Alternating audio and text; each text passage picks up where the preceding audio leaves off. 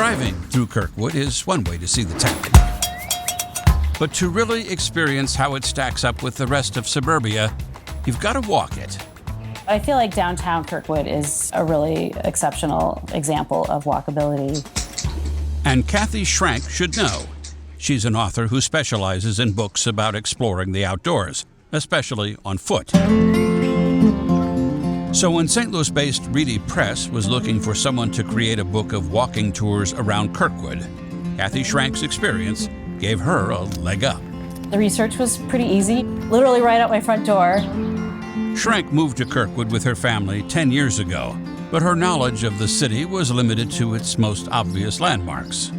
Now her book, Kirkwood, A Walk Through History, offers visitors 6 guided strolls past less obvious points of interest, including her own neighborhood, where Kirkwood began.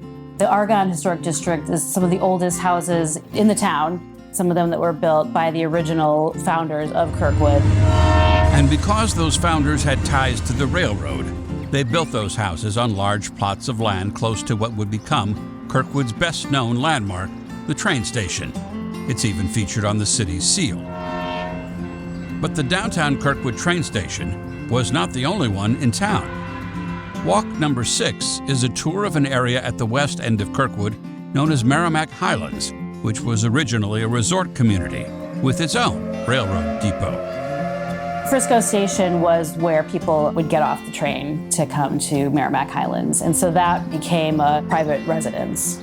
And it kind of fell into disrepair, and then it was revitalized, and then it's changed hands recently, but it's been a private home for quite a while and is really beautiful. Not all the walking tours feature such glamorous history.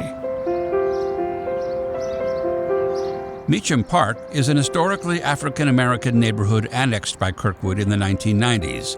Most of its oldest buildings are gone, and some of the neighborhood has been lost to redevelopment.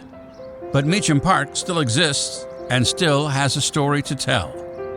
I thought it was really important for people to know the history, and you can learn about how those kids who lived in Meacham Park had to walk 2 miles in some cases to get to the school that was set aside for Black students. And then the efforts that the parents there made to get a school in Meacham Park, and that's where that Turner School that is on the National Register of Historic Places comes in.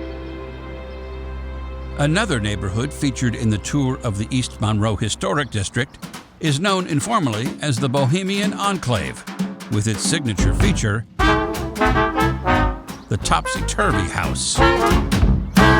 It was kind of known as an area for like professors and kind of artsy people. It was kind of rumors that there was like wild parties and things going on over there. But I think it's just really interesting architecture.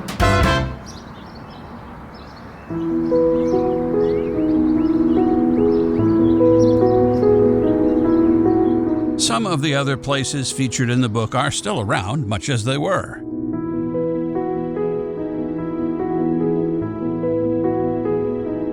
Others have become something else, and still others are long gone.